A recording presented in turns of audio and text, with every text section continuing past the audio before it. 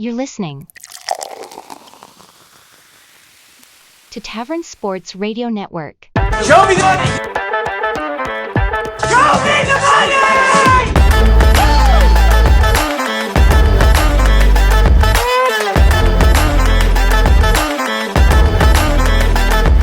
Show me the goddamn money, baby. Welcome back to the Show Me the Money podcast, brought to you by the one and only Tavern Sports. Tyler Hill, it's good to see you, my friend. I've been gone for a few weeks. Yes, Had it a is birthday. Had a birthday. Doing a little drinking. 1 year older, 1 year uglier. 1 year older, 1 inch smaller in the dick. March Madness is officially upon us. It's officially upon us. Let's start it out with just saying there will be a bonus show this week officially. Probably coming out Sunday night, Monday morning, depending. We're going to do a live show with the selection show for the men's March Madness brackets. Before we get into NCAA basketball and all the madness that it is, let's get into some NFL talk. It's our favorite thing here on the show is football. So, Clark, what is your favorite NFL free agency move that has taken place so far? I wouldn't call it my favorite, but I think it's the funniest move, is the Steelers getting Russell Wilson, because they're going to go exactly the exact same record as they did last year. They ain't going to get any better. Steelers Nation, let's ride. I don't know. That defense got fucking. Patrick Queen sighting was hot. That is hot, but Russell Wilson isn't that great of a pickup. Yes, but for $1.2 million, I mean, there's a lot worse quarterbacks getting paid a lot more. You know what I mean? I mean, he's got experience, but I just don't think it's good. They got Arthur Smith in there now. I don't know. And their offense was notoriously bad last year. That is the Steelers. They pick up the former Falcons head coach, Artie Smith, who I think we would all agree did nothing with that offense last year. Bijan, Pitts, they fucking guys everywhere on that roster. He may have really mismanaged Bijan in his rookie season. I mean, as a fantasy owner, than fucking Getsy. That's hard to do. Hey, I don't think it's going to be great. Getsy got a job in Oakland, or not Oakland, Las Vegas. Vegas, now. baby. So he did well enough see, for somebody to pick him up. You guys see who he signed? It was Gardner Minshew? Yeah, it was Gardner Minshew. Damn it! Minshew That was gonna be mine. That was gonna be my favorite pick. Oh, is that your favorite move so far, Parker? Yeah, Minshew Mania. What do you mean? He's a dog. He's gonna bring the Raider Nation back with Christian Wilkins going there too. Yeah, and then I mean he's got the best target he's ever thrown to, arguably. Yeah. With easily. Devontae Adams. Didn't they just grab another receiver too? Not to my knowledge. I have no clue. Did you guys see that the Bears signed a center today? I did see that. 3 hours ago. Played all 17 games. The Rams center, yeah, he played 30, started 30 for the Rams the last 2 years. I guess that's not a bad pickup, yeah. My personal favorite move, not a big one here, but somebody needed to do it. Joey Flacco going to Indy today to back up, technically, Anthony Richardson. Anthony Richardson was pulled from 3 of his 5 games that he started last year due to injury and then finished the season on the IR. If the guy's got some durability issues, watch out for old Joey Flacco slinging the pill around indoors in Indianapolis. Man, that's going to be crazy. Better on the joints. Do we want to break down the Bears bringing in Kyle Ripken? Is that his first name, Kyle? I know his last name's Ripken. I mean, if you don't know his name, is he really valuable enough? I mean, he's a quarterback. They brought in a fucking quarterback. Yeah. The Rams' third stringer to be our third stringer. Probably a practice squad. He'll get cut before the end of the preseason, but you know. I don't think he brings any value to the team. But I think he's just a body. But with all the quarterback turmoil that's going on in Chicago right now, I mean, You saying quarterback or cornerback? I got it. QB. We're Yoker? not. We're not taking a quarterback this draft, and we're getting rid of Justin Fields. Dude, Oh, I hope you guys trade down. I every hope you trade down. Every single move the Bears are making and made last year is setting up to pay a quarterback in 4 years. Not next year, to pay a quarterback in 4 years, which means the Bears are more than likely drafting a quarterback. I agree. I think the Bears are taking Caleb Williams here. It does suck that there's no outlet, it seems, for Justin Fields. Like we said, Luke Getsy is in Vegas right now. They signed Minshew, but they could still be in the market for Justin Fields. I mean, there are plenty of teams open, but I think with how deep this quarterback draft class is, that everybody's going to be trying to draft that quarterback.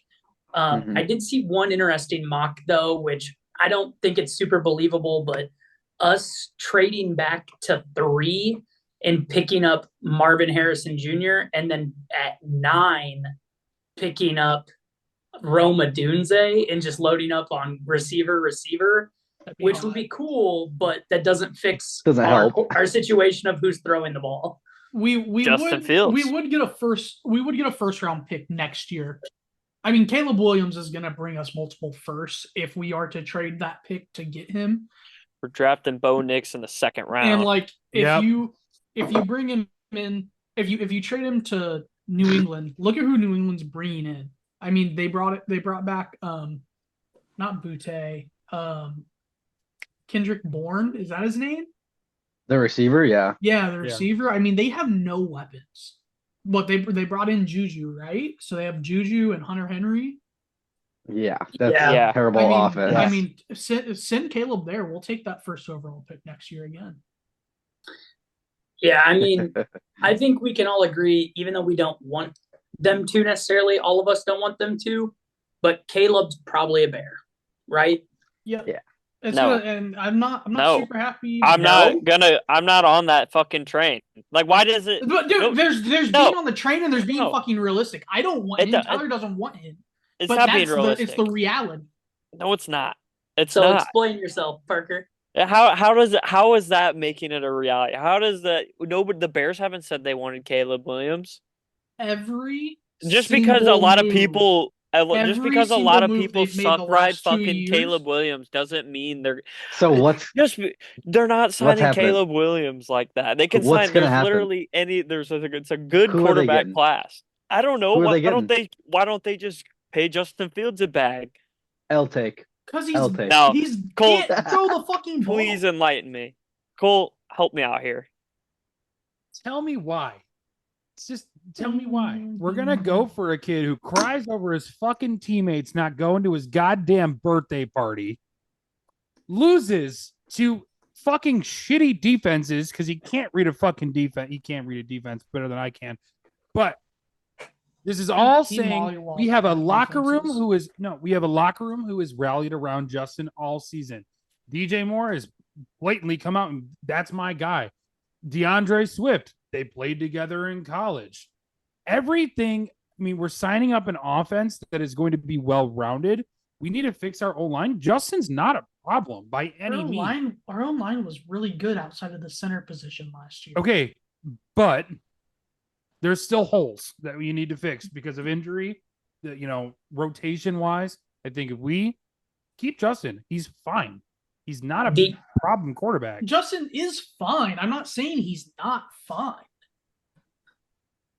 I don't believe in the Caleb Williams as a Bear. I think they're just going to reset the clock. They're going to draft a young QB That's again. the thing. It's so free to reset this clock here, and resetting your quarterback clock here and resetting that contract just frees up so much money to build and win in the next couple of years. We have so much good talent.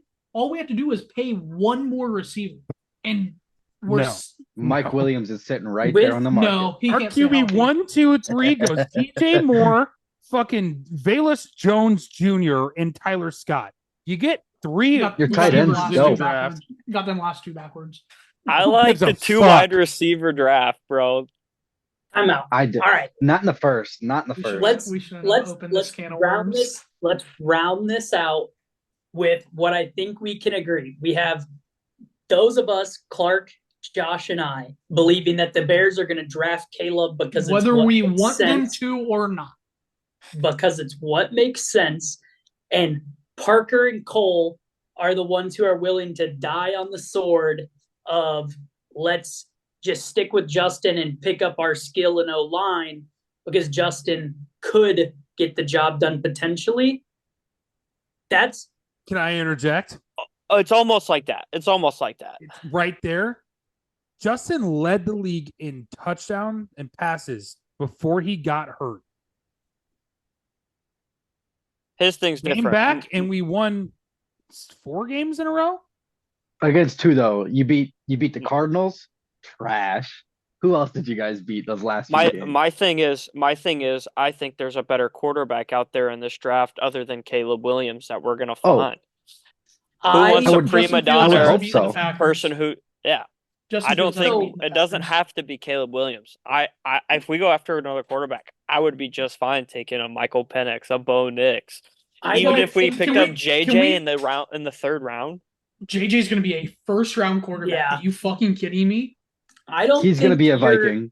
I don't think Josh and Clark and I are disagreeing with you guys. We don't love Caleb either, and I think there is high bust potential, but no other team in this situation, for good or for bad, passes up on the for sure guy because, air quotes, for sure guy, generational talent, the Trevor Lawrence, the Bryce Youngs. Even if they do bad, you don't want to be the team that passes on them and them turn out to be legit. You know what I mean? My thing is every other city that has a NFL team, this isn't even a discussion to any of them. The only discussion they're having about the Bears, the first pick, and Justin is what are they waiting for? Why is Justin still a Bear? Every 31 other teams, 31 other organizations, front offices, radio personalities, media personalities, that's all anyone else is saying. The only infighting are Bears fans that have this allegiance to Justin because why? Because he's been here for a couple years and we've seen him get sacked a fuck ton? While still putting up good numbers? While still being a top 10 quarterback in the league. So with Cole here, I would like to talk Michael Penix for a second, though, and bring up what I said last week. Cole. But quick. Yeah, real quick. Cole, what do you think? Because everyone thinks that outside of center, our weakest position is our left tackle, who was a 5th-round rookie 2 years ago. I think Braxton's done okay. What do you think, Cole, of bringing in Penix, who's a lefty, which would flip the strengths of your offensive line? So now our blindside tackle is Darnell Wright, a guy we took with the 10th overall pick last year. Darnell Wright can play left tackle too. That's not the question I asked, but I see where you're going with that, Josh. I do. He's saying, Cole, if instead of going out and drafting or paying a better left tackle or hoping our left tackle improves, if you had a lefty which I think quarterback, he can. I'm not saying Braxton can't. I like Braxton. If you had a lefty quarterback, your right side of your line is now the strong side, the blind side. Would you be more comfortable with Wright protecting that over Braxton? Oh yeah. Okay, but that's what Josh was saying. I don't think lefty quarterbacks do well in the league. That's like a personal opinion. Tua did pretty solid. Tua can't read a fucking book because he's got so many goddamn concussions. But he can hook at the Tua. He can hook at the Tyreek though. He can catch him on the jiu-jitsu mat. He'll fuck you up. I think I could find a fucking 10-year-old here who could throw the ball up, and Tyreek would still catch it and run for 9,000 fucking yards a season. All right, let's move on. This devolved very quickly. Let's. I don't know. Recapping. I mean, we dove into the Bears there because a majority of us here have the allegiance to the Bears, minus Clark, but we forgive him. He was a jaundiced baby. Jesus Christ! I mean, he's not wrong, but the rest of us, we can laugh because he's our friend. As far as NFL news goes, we would not be a worth a shit fucking program if we didn't mention Saquon going interdivision from the Giants to the Eagles. Fuck them. The Eagles making great defensive moves as well. The Eagles are gearing something up here as well. Notably, the Cowboys doing absolutely nothing in free agency so far. I mean, they are who they are. They might have to get a quarterback. 3 deals. They might have to get a quarterback. They might have to get a quarterback. There was some go to jail. news breaking this Thursday, the March 14th, saying that there is some sexual allegations that are being investigated from 2017? Yeah. They do have Trey Lance. Was he in college then or high school? They do have Trey Lance. He was not in high school. He was. But I think they should put Cooper Rush out there. Is Cooper Rush even? All I'm saying is, boys, those Texas quarterbacks, they knew where the good massage parlors were. Anyway, allegedly. Cole, one more. Can thing? I bring up my team who has probably done the best in my opinion? Okay. Houston Texans, man. The Texans got Joe Mixon. Yeah. Signed him. Re-signed Dalton Schultz. They signed Danico Autry, who's a fucking dog in the line. Danielle Hunter. That was my next one. I didn't even know they got Okuda. him. And I did they see that. re-signed Joe Mixon too. They not only traded for him, they signed him to an extension. Extended him. Mm-hmm. Which I love that for Houston, dude. Everything that they're doing is gearing up so that they're going to have a deep playoff run next year. Very much so. There is a lot of good football teams out there right now as we speak. Yeah. I mean, the Ravens, they're just even getting better with getting Derrick Henry. Well, they've lost a lot though. Jacksonville signed Gabe Davis, which is I think a great deal. Solid. Yeah, but they lost Calvin Ridley. I mean, speaking of Calvin Ridley, how did he get 94 mil? But no. Not only did he get 94, was 2 years ago they wouldn't sign AJ to 100 for 100. It makes zero sense. And it's it's different. It's different GM, different coach, same ownership though. The ownership hasn't changed. Tony Pollard too. Yeah. Yeah, but it's a younger but kind of equal move from Derrick Henry. So circling back to the Dak thing real fast. Did you guys see that AB said something about that on his Twitter? And I mentioned that because AB has been a prophet on Twitter. He announced the Russ thing 2 days early. He's announced a few other things 2 days early on his Twitter. Because he's got friends in the league. Yeah, connections. He was a Steeler. It doesn't surprise me that he found out about Russ going to the Steelers. And I mean, the Dak thing, he probably heard around, like you guys said, he probably knows somebody in the league who knew something about it, knew it was coming out. I don't think he's a prophet by any means, but he definitely has more inside connections than we do. Last NFL thing, but not least, guys. Kirko Chains in the ATL. You guys see who else Atlanta signed? Darnell Mooney, 3 years, 39 mil, baby. You know what? Yeah, he'll be the number 4 receiver there. Fuck Darnell Mooney. See you later. Glad you're off our team. All right, moving into NCAA basketball, guys. The darling of sports right now.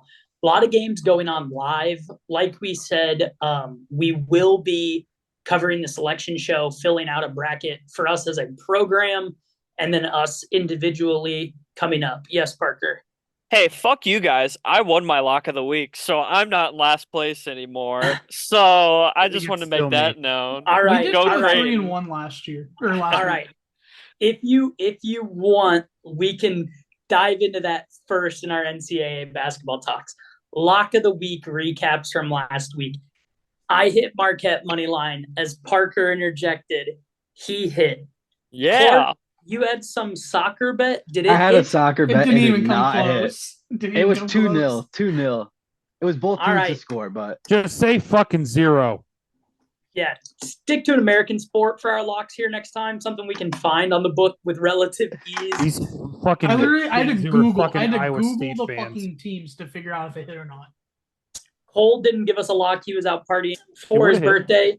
And Josh, did you? I hit the Cox. All right. Yeah. Speaking of cocks, let's dive into women's basketball. The Lady Cocks getting their ejection against LSU. How do we feel about that one? I'm kind of surprised that Angel Reese didn't get her fucking ass in there.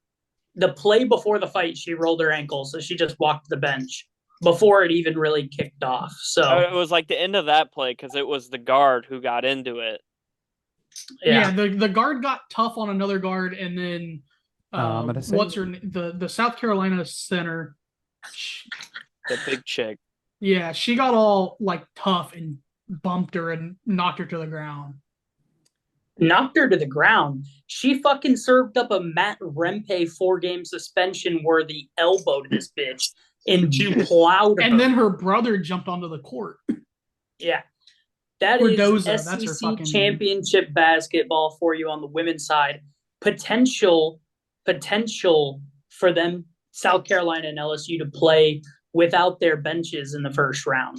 There's a potential South Carolina has to play with 5, and LSU has to play with gets to play with 6, but probably unlikely. The only for sure one that's come down is Cardoza, the South Carolina center. She is 100% not able to play in the first round of the WNCAA tournament. I highly doubt they keep out both benches because at that point, the opponent, even though they're going to be 16 seeds and a 15 or a 14, wherever LSU ends up, you just go down at them and get them and get fouls on them because then they can't play defense anymore. And then 2 of your best teams are out and Caitlin Clark gets a free championship, but you lose credibility. Somebody play the breaking news sound. Tavern Sports analyst Josh Hill says that whatever 16 seed plays, South Carolina should drive in and go down on the Lady Cocks to get them to foul. Just want that to be known. Josh is saying go down on the Lady Cocks. All right. They probably like it. Hey, can anybody tell me is why Kim Mulkey is just like on my screen? What?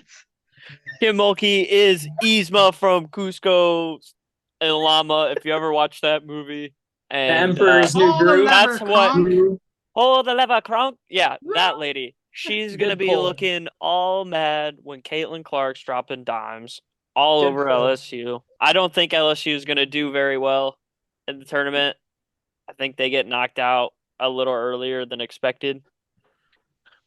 So we'll see. I think we all agree we want Iowa to win, but South Carolina coming in undefeated is not unheard of on the women's side, but is insane still. 32-0. That is crazy. They're the favorite by a long shot right now. I believe they're the only team with negative odds. So it's really them against the field. I'm going to take the field strictly because I have Iowa on my side.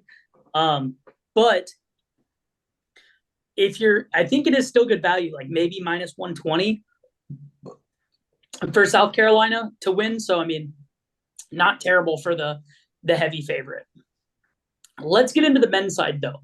The tournaments that have already wrapped up, the conference winners we have so far, Stetson, the Hatters out of, I believe, Long Island, New York, Montana State, Longwood, they were the 5 seed coming in to their conference tournament. They went out. Cole's hometown team right now of the College of Charleston winning. Oakland, Drake upsetting Indiana State in Arch Madness. Indiana State's kind of the team right now that everybody wants to be the darling and wants in there. They want to see Kareem Abdul-Jabbar, Larry Bird play in the big dance. But there's a chance they get left out here depending on who bid steals in these higher conferences. I don't think you can leave them out realistically, but I will say this. Everyone wants Indiana State to be amazing. Watch out for Drake this year. They have the back-to-back Missouri Valley Conference Player of the Year. They were in the big dance last year. They have experience. Look out for Drake. Fuck Drake. They've been around for a while, I feel like. They're always in the mix. They're always in the mix, but they were there last year, not the year prior. They got a tough draw last year with Miami, the Hurricanes. Yeah. Really tough draw. And Miami was a buzzsaw last year. And Drake did play them hard, so they're definitely not somebody you want to see on the opening day of the tournament. they could ruin a 5 seeds plans to make a run here. Look out for Drake to be a Sweet 16 team. Just saying. That might be a little too far, but it depends who they run into after that. Yeah, it really is going to depend on their draw. Last year, they got a really bad one. I'm going to say right now, Robbie Avila, Kareem Abdul-Jabbar, and Jason Kent, I both played with them in high school. They are two of the fucking most down-to-earth people. They deserve every single fucking bid that they can get. They're ballers. Straight ballers. That team is fucking electric, and I really hope I get to see them in the tournament. That's all I got to say. Yeah, I mean, that is something that we have talked about. I didn't know you actually were on the team when they were there. But Robbie was a 8th grader when I was a senior, and he was practicing with varsity on his off days as an 8th grader. That's pretty. Where are they at on bracketology right now? I have them as one of the last 4 in playing in the play-in. Yeah, so Joe Lenardi has them as the 11 seed play-in game. Which they could do some damage there as well. And then everybody knows about the frisky 11 seeds. Like, you never know what could happen if they do make it out of that play-in spot. I think we're going to see a big shift in the tournament this year, whereas like traditionally it's been that 12-5 matchup that's a big linchpin.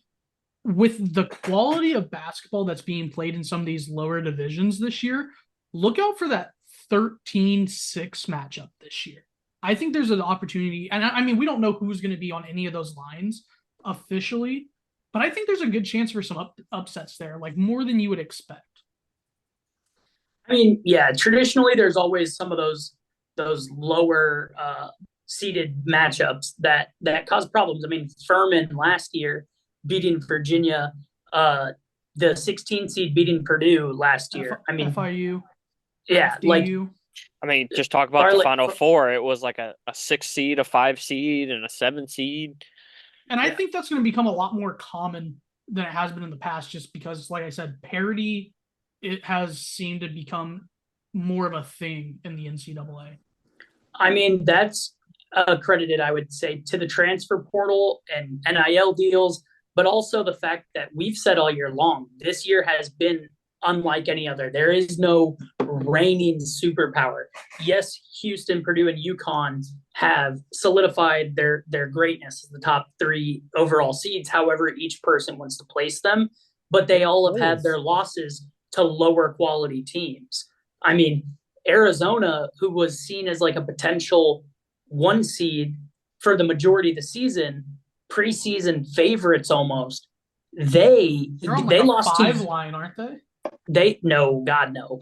They lost to USC just a couple weeks ago and then came back and stomped the dog fuck out of them today in the conference tournament. So, I mean, all these teams have been caught sleeping at some point. It does happen. It's a long season.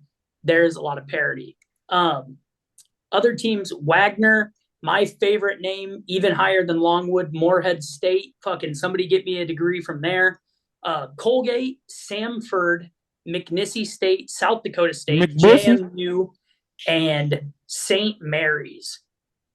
Those are all your auto bids currently, correct? Yes, those are the current conference champions that we have at this moment. And no one else gets crowned until Saturday. So. Yep. Correct. And then the field will round out on Sunday during the selection show. Let's talk about some of these odds that are currently out there listed. UConn, the favorite at -110, Houston +125, and Purdue at +170. Like I said, those have been the favorites all year long. What do you guys think about that group there? The only one I like is UConn. Is the champion coming from that 3 or the field? What's your take? What are the odds on the field? I mean, they don't have a true odds for the field. Also, I don't know what the field is. Did you say the first 3 teams we had here? Connecticut, Houston, who else? Yeah. Purdue. It's coming from the field.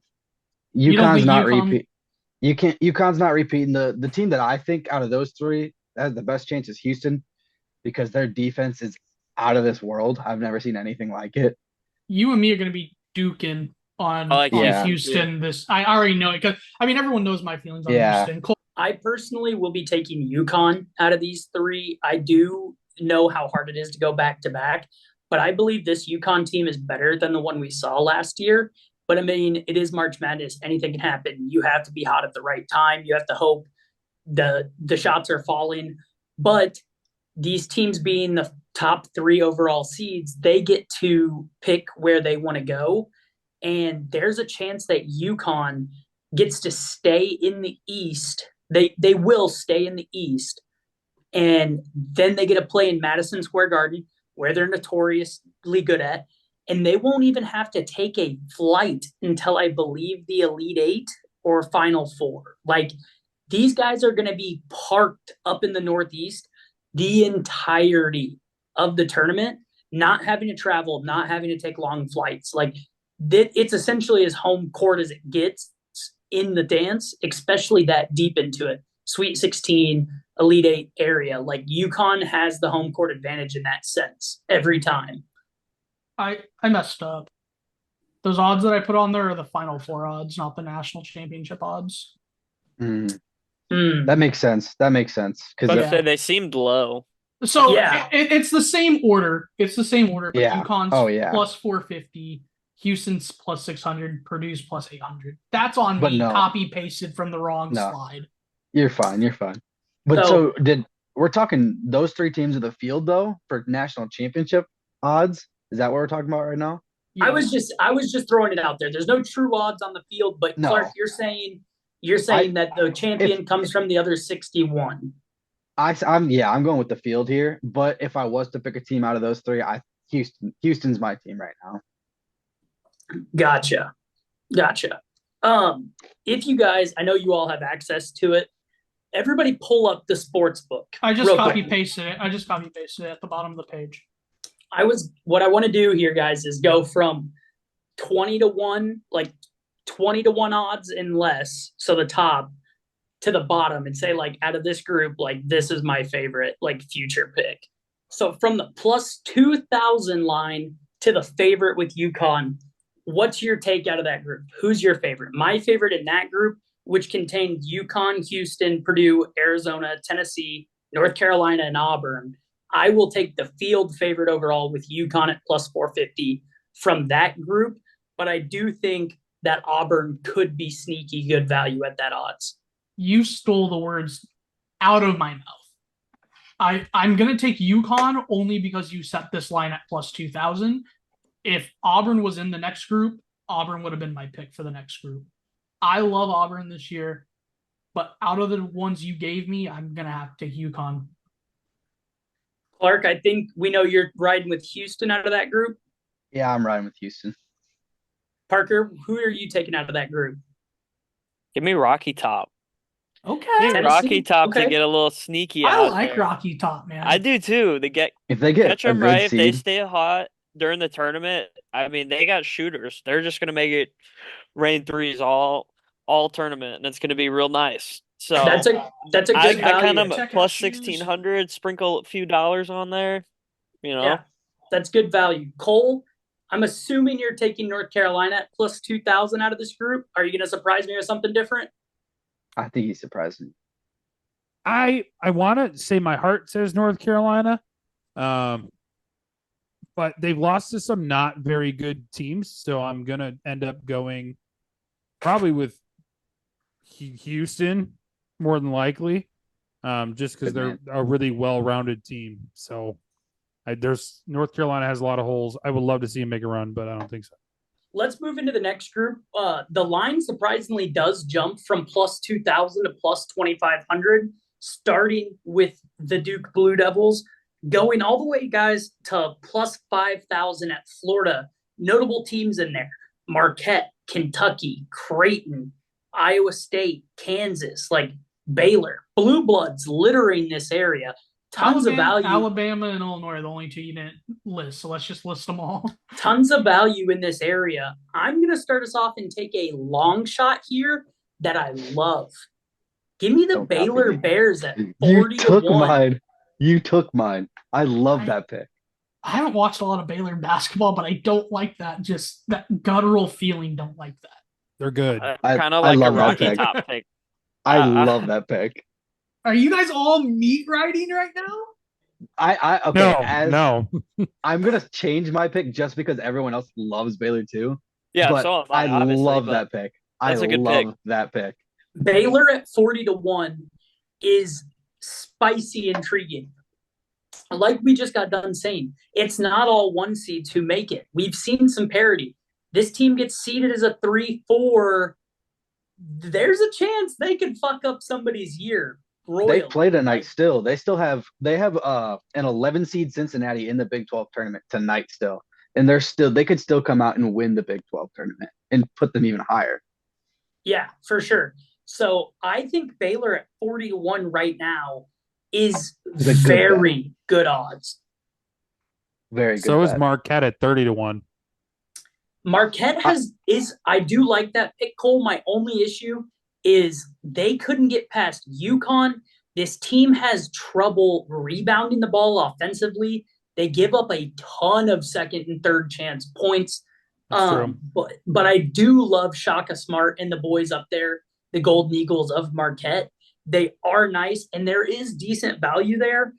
But I see, honestly, and this hurts me to say, the better 3 plus 30-1 plus 3,000 team is Iowa State. Like, at the same odds, give me Iowa State over Marquette at this point. Yeah, our offense has been very bad the past 5-6 games, but we're still the second best defense in the country by far. See, no one's listed the group I would, or the squad I would take out of this group.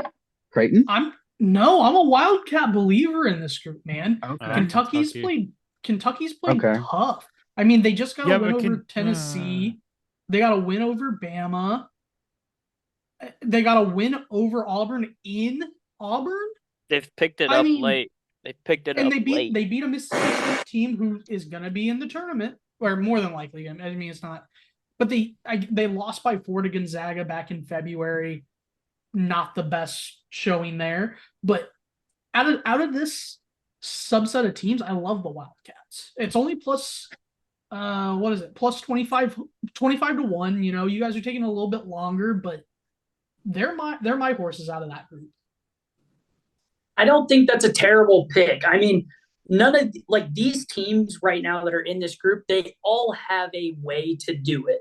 And like you said, though, Josh, Kentucky having wins over major programs that are listed much higher than them, there's always a shot. Reed Shepherd has turned it up late with this Kentucky Wildcat team. There's any chance. It's March. Fucking madness happens, boys. Anything could happen. So I don't hate that pick at 25 to 1. Personally, I might take a larger unit and put it on UConn and then sprinkle a little bit throughout, this Baylor team. Like some of these higher odds teams, there's a chance. There's a way to value this here. This whole section, I think, could make the Final Four easily. Outside of Florida, I'm not a big Florida guy this year. I agree. But anybody that's plus 4,000 or higher right now, sans Purdue and Houston, because I'm just not a believer in either of those squads. Has everyone gone yet? No, what do you guys think about Creighton's line? I like Creighton. I like Creighton. At 25 to 1, I would rather have Duke or Kentucky. But I don't. I think they're like low. Creighton. I think they need to be higher. I mean, they're playing good, but I don't know if they've been playing great to be 25 to 1. I would think I would put them at the plus 3,000 range, 30 to 1, 40 to 1. I Creighton's a team I'm going to be watching. I like them. No, I am too. I like Creighton here. I'm going to take them, but I just kind of think they're. No, I definitely hear where you're coming from, Parker. I would like them a lot more at that plus 45 to 1, 45 to 1, 40 to 1 line. 25 to 1 doesn't seem like good enough odds. Yeah. Because they've shown that they can't get past UConn. And if if most of us think UConn's the line, they've shown they can't do it. They got 6 losses on the season. Anything can happen. Every team loses at some point. True. But I still like Creighton. They're a really good team. Creighton is a good team. They have the pieces. They play arguably. You might not want to believe it, guys. but the Big East is one of the hardest conferences in the country. Definitely and they top do three well this year. Definitely They top do three well. this year. So Agreed. let's jump back, and we're not going to go through all of the names here, but from plus 6,500, which is where Gonzaga sits now, notable teams at higher than that are like Washington State, Josh's Cox at South Carolina. Some good teams in here, but not great, would be true Cinderella runs if they made it. Who above plus 6,500 do you guys see as the true dark horse winner? Clark, where are you at with this one? There's two teams out of there that I actually like, and they're two Big 12 teams, Texas Tech and BYU. I think both going to be good teams in the tournament, but I still not going to pick them over any of the teams above them, but they're two teams I would watch out for. Two teams I really like. Josh, who's your picks here? That's hard. I have a hard time backing Sparty because they haven't been the same Michigan State that they were when we were younger, but Izzo's still there at 75-1. It's not the worst odds. I noticed you didn't mention St. Mary's, who just beat Gonzaga in the conference championship game, also at that 65-1 number. I don't like either of them either, for the record. Gun to my head, if I had to pick someone here, it's either going to be Michigan State or the Cox, but realistically, it's going to be Michigan State. Gotcha. I think in that area as well, that Gonzaga and St. Mary's do look interesting. I like Clark's BYU angle. They have beaten some tough teams this season. It's tough. This range, you're probably not going to see a champion from at all. The team I would decide, like, hey, why don't you let someone else make a pick? Making like 6 picks out here. He's giving his view on. I know. I'm just fucking with you. That was like, damn. Yeah, what I was gonna say before rudely interjecting, honestly, was what Josh said earlier. Give me Drake here, and if they make the Sweet 16, I'll cash the ticket out. Yeah, Drake at 150-1. That's hot. But I think we should take everybody shut the fuck up. Parker, let's hear it. Where's your go-to here, buddy? Oh, Gonzaga. Give me the Demon Deacons. Wake Forest. Leave. Give me Wake Forest. Bro, what? 40-1. So you bust into my monologue like Deshaun Watson at a massage parlor to say you gave us a range, and then you picked another small range, picked a team, picked another range, picked another team, and then went to another range and then picked another team. I didn't know what you were doing. We all did. And the Iowa Hawkeyes have been eliminated from NCAA March Madness contention. Good luck in the NIT, boys. If you even they'll be lucky to make the CBI, but. Parker, can we hear your reasoning on Wake Forest? There is none. You just made me pick a team in that range that you like. Make you do anything. I like that. Wake. I mean, they've been playing good basketball here lately. Wake Forest isn't even in that range. Yeah, by the way, find Wake Forest where on do the you list. see Wake Forest anywhere? Right. 40. Oh, I see him. Plus 40,000. Yeah. Oregon and UCLA are in between the two. Ole Miss is under. Found them. Good value. I'm going to a 3,500. Give me Charleston, man. They're fucking shooting the lights out right now. That would be one hell of probably a 12 to 14 seed run, but so right now they are sitting at 13. Gotcha. I mean, so never know. A few more names that we've mentioned. Hold on. Indiana State is 250-1. That's where I was going. Nah, fuck you, bro. Take it. All right, cool. Virginia's 250-1. Drake. Someone mentioned Drake at 150-1. Dayton's 130. I only gave one. It's fine. I had another one. Well, you told me to go ahead. Why don't you go, Cole? How about you go? Give me TCU, baby. They're sitting at 9. They're going to play an 8 seed. Hey, I actually don't hate that pick at all. Cole, if they win, they play. So they'll play Tennessee. Yikes.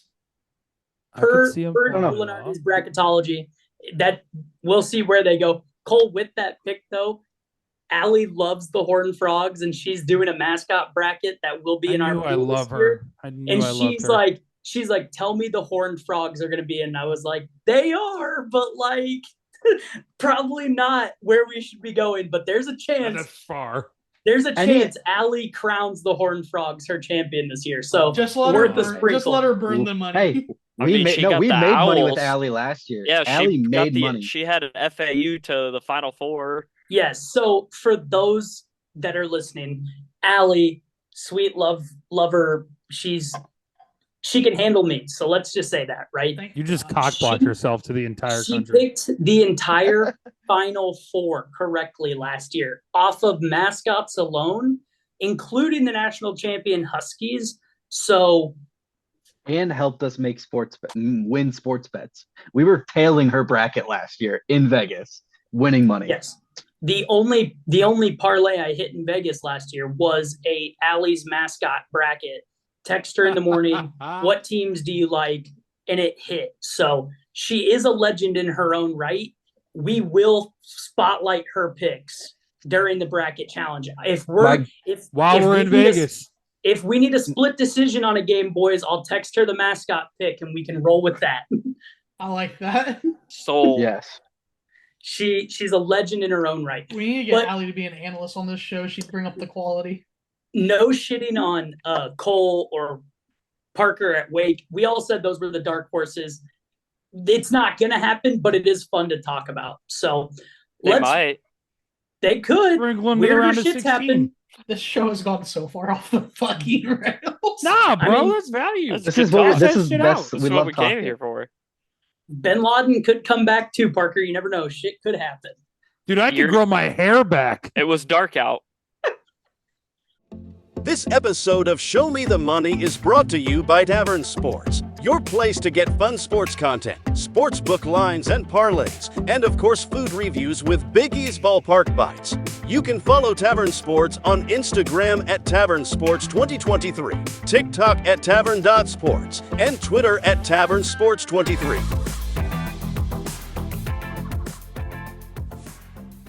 All right, let's move into our MLB discussion here, boys. Oh, baseball.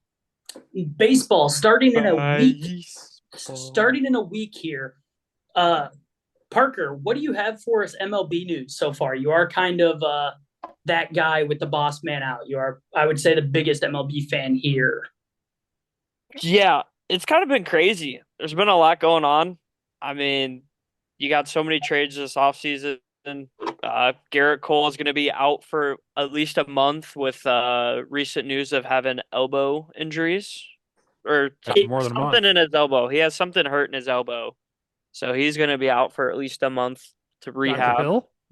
But I mean, I guess season is starting here soon. So doesn't look good, but rather it's a long season, 162 games. Keep him healthy.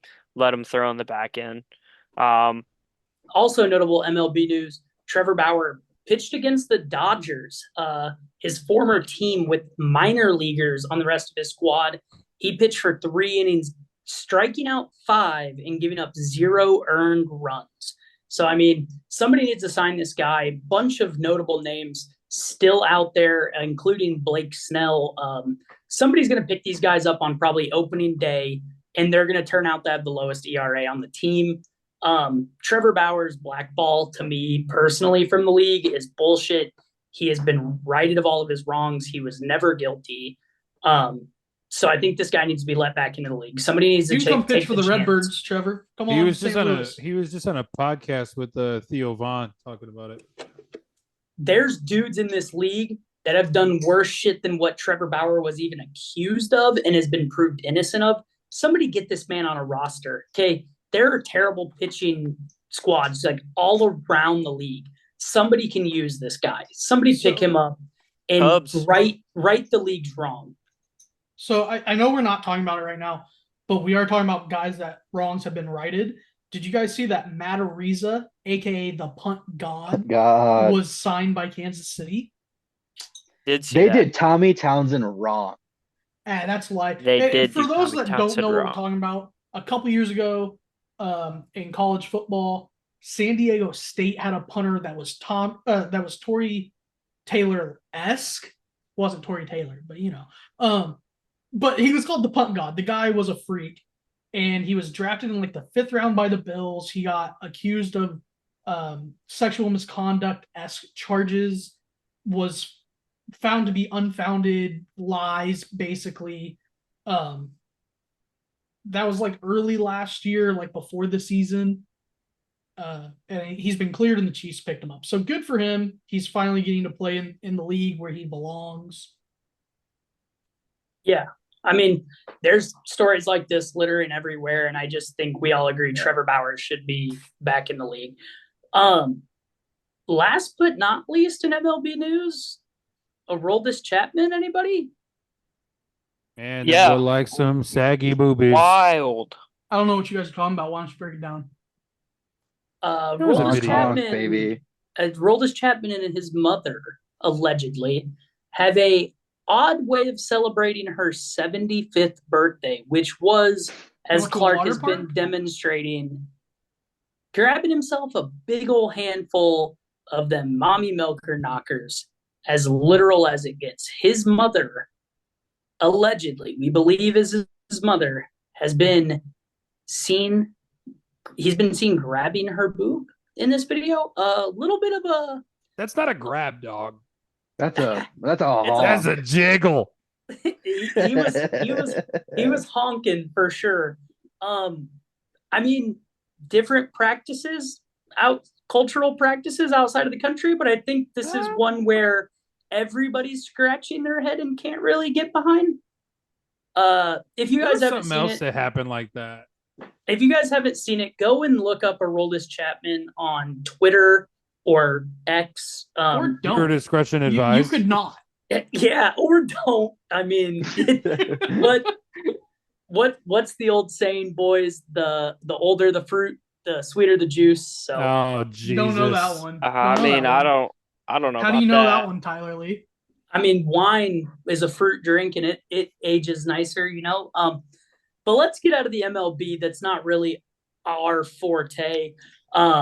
The only thing we have for NHL news this week, boys, is Matt Rempe, the New York Rangers boss hog that we talked about last week, just fighting everybody.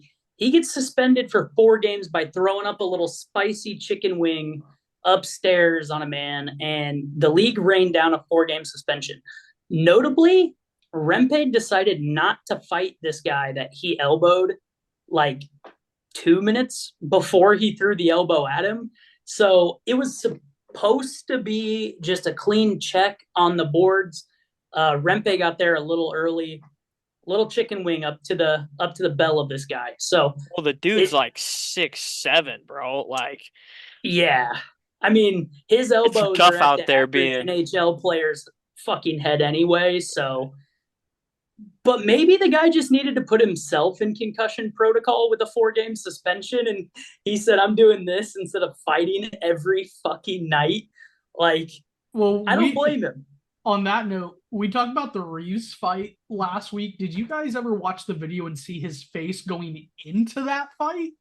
I mean, he already had 2 black eyes going into the Reeves fight. The guy has not played a game besides his debut without a black eye. Like every game he's played, he's had continuous black eyes. They've just never healed. He's a fucking dog. He's a dog. He's bringing back fighting into the sport that definitely needs life breathed back into it. So it's exciting to see. But again, he is out for the next 4 games. So we'll talk about him in a week when he comes back from the suspension and inevitably fights somebody somewhere at some point. He is kind of the best story in all of sports. He is what Connor Bedard wants to be in the NHL right now. Bedard is just so good as a rookie. The rest of the rookie class can't snuff him. Matt Rempe is that guy right now. Before we wrap it up with our locks for this week, guys, a special shout out to Iowa women's sports in general. Iowa women's basketball wins the Big Ten title for the 3rd year in a row. I think they all have bigger fish on their mind, wanting to reel in a national championship after being so close last year. And then on the other side of Iowa women's sports, the Iowa women's wrestling team winning the first national title in the first year of them being a program. If only the men could do the same.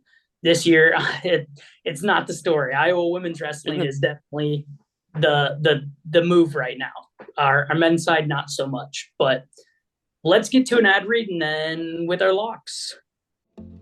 Hey there, sports fans. Are you tired of the same old boring shirts? Well, we've got something exciting for you.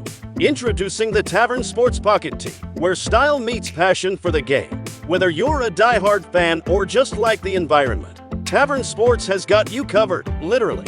The best part, because you're listening to Show Me the Money, you can use the code $$ to get 15% off today. So what are you waiting for? Head over to tavern-sports.square.site right now and elevate your game day experience. Tavern Sports. Beer, betting, sports. Here we go. Lock of the weeks, boys. Everybody be sure to check in on Sunday one last time. Want to get that out there. Monday morning, probably be expecting a new show for us. We will be doing a live watch along to this election show. We'll have our bracket out as a collective unit that day. Also be on the lookout for social medias. We will be posting our free to enter bracket challenge. Winner is going to be getting some merch sent their way. So check the socials for the link. Stickers and a shirt, right? That's the merch we're doing. Stickers and a shirt. So for everybody who hasn't seen them, again, go check out those on the bios and everything in our social media there. But yes, be on the lookout for a link to join our bracket. It will be an interesting one for sure. I'm willing to put money on that Allie does better than the rest of you guys on the squad here. More than likely. Getting into our locks of the week, though, I'll lead us off. Give me South Florida -6.5 against Eastern Carolina. Eastern Carolina 14-7 on the money line. Also 14 and 17 on the money line. Also 14 and 17 on the spread. Whereas South Florida is 19-10 on the spread and 23-6 on the money line. Should be easy money for us tomorrow at noon. Did anyone watch that ECU game today? No. Did not. No. They won they were ahead in the last 3 minutes, and they won by fouling the game out. They said we're just gonna play offense. We don't want to play defense. Not a bad route to take. Did you say you're taking the money line, Tyler? That's -275. No, I'm taking them -6.5. Okay, sorry. Clark, where are you going? I'm going to Big 12 semifinal, Texas Tech, Houston. Houston -7.5 at -120. Parker? Give me the Huskies at -9.5 against St. John's. They are just playing red hot basketball and expect them to keep cooking. Cole, where are you headed here? I was gonna go with UAB, but I think I'm gonna switch up to Purdue. Michigan State. Purdue covers by 6.5. I like it. Josh, where are you running? Friday at noon. It's a lot. That's a lot of favorites, boys, but I'm not going to break up the favorite streak. Give me UNC -6.5 against Pittsburgh. That's UNC at -120 on the odds. Just so you guys know, throw those into a 5-point teaser. Get Houston down to 2.5, UConn down to 4.5, Purdue 1.5, South Florida 1.5, North Carolina 1.5. 5-point teaser plus 349. Catch me on that tomorrow as well. All those games being played on Friday. So by Sunday, we'll be able to tell you guys our updated standings for the locks of the week. Be sure to check in on Sunday, guys. Monday morning. More than likely Monday. More than likely Monday, but be sure to check in with us. And hit the socials. Hit the socials for the link. But as we say every week, we've given you the picks. It's your guys' turn to show me the money. Show me the money!